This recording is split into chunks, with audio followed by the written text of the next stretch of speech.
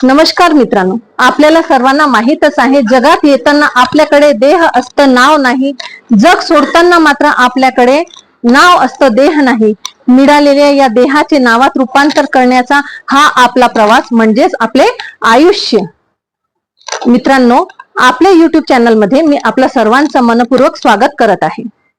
आज आपण आपले जीवनाचे अभिन्न अंग म्हणजे आपले नाव जे आपल्या सोबत आपली ओळख म्हणून आयुष्यभर तसेच आयुष्यानंतरही म्हणजे जिंदगी के साथ भी और जिंदगी के बाद भी नेहमी आपली ओळख बनून राहतो, त्याची आज आपण चर्चा करणार आहोत. मुख्यतः आज आपण एफ अल्फाबेट बद्दलची चर्चा आपण करणार आहोत. मित्रांनो, जसं की आपले जन्म झाल्यानंतर आपल्याला आपल्या फॅमिली तर्फे बरेच काही गिफ्ट जसे सोनं चांदी रुपये पैसे कपडे खेळणी असं बरंच काही मिळत राहतो. पण ह्या साऱ्यांमध्ये सर्वात जास्त जे बहुमूल्य उपहार आहे, जे आपल्या सोबत जिंदगी के साथ भी और जिंदगी के बाद भी राहतो, ते म्हणजे आहे आपले नाव. तर आपले नाव आणि आपल्या नावामधून जी निघणारी जी एनर्जी आहे, जी व्हायब्रेशन आहे, जे आपले आचार विचार व्यवहार स्वभाव ज्याच्यामुळे बनते, ते कसे आहे, त्याच्यामधून निघणारी जी एनर्जी आहे ती आपल्या जीवनावर कसे प्रभाव टाकत असते, याचे उदाहरण आपल्या समोर छत्रपती शिवाजी महाराज, झाशी की राणी लक्ष्मीबाई असे बरे काही आहे, ते आपल्याला सर्वांना माहीतच आहे. तसेच याच्या अपोजिट जर आपण बघितले तर दुर्योधन शकुनी यांचे पण व्हायब्रेशन जे आहे ते आपल्याला माहीत आहे. तर आपले जे नाव आहे त्याची व्हायब्रेशन कशी आहे हे खूप अत्यंत महत्वपूर्ण असतो. तर आज आपण जे आहे आज आपण बघणार आहोत एफ अल्फाबेट बद्दलची माहिती.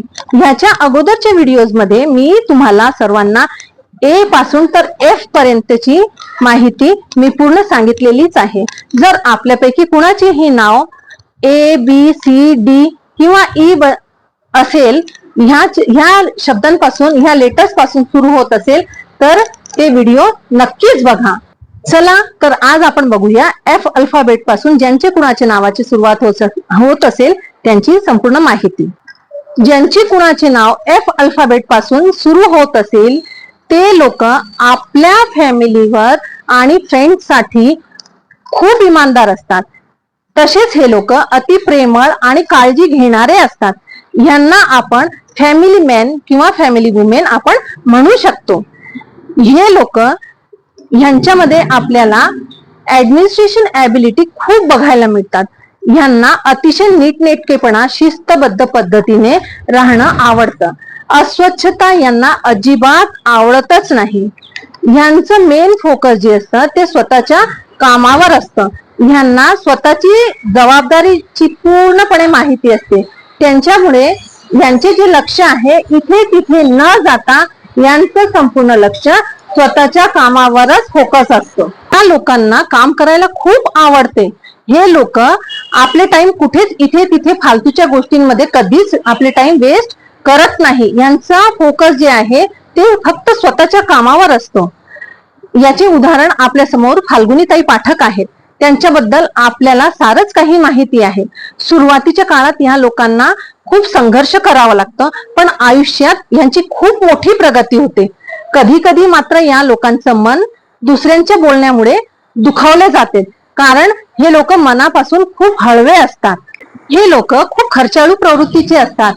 ह्या लोकांना विलासी जीवन जगायला खूप आवडते. हे लोक खर्चाळू असले तरीही कधीही यांच्याकडे पैशांची कमतरता कधीही भासत नाही. हे लोक आपल्या पार्टनर सोबत खूप लॉयल असतात आणि प्रेमामध्ये हे लोक स्वतःच्या पार्टनरला पूर्णपणे आनंदी ठेवण्याचा खूप प्रयत्न करतात आणि नेहमी त्यांना आनंदी ठेवतात. कधी कधी हे लोक खूप ओव्हर कॉन्फिडंट होऊन जातात आणि त्याच्यामुळे यांचे वादविवाद होऊ शकतात. हे लोक स्वतःच्या निर्णयावर ठाम राहतात. त्याच्यामुळे यांचं वादविवाद वाढल्यामुळे यांचा मात होऊ शकतो. हे लोक छोट्या छोट्या गोष्टींचा विचार करून स्वतःच खूप मानसिक त्रास वाढवून घेतात. तसं तर यांना राग येत नाही, पण जर यांना राग आला तर हे लवकर शांत होत नाही. यांच्या जीवनात सर्वात जास्त महत्वपूर्ण स्थान जे आहे ते स्वतःचं कुटुंब आणि प्रेम याचं आहे. तर मित्रांनो, तुम्हाला एफ अल्फाबेट बद्दलची माहिती कशी वाटली?